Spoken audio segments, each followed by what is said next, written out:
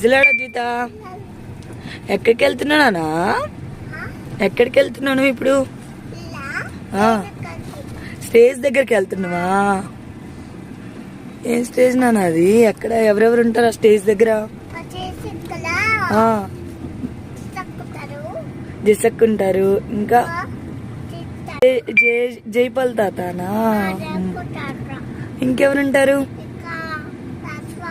రాజమామ కూడా ఉంటారా? వావ్, నీకు ఇష్టమా? జషక్క కూడా ఇష్టమేనా?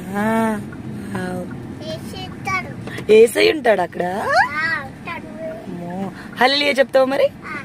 చెప్పు.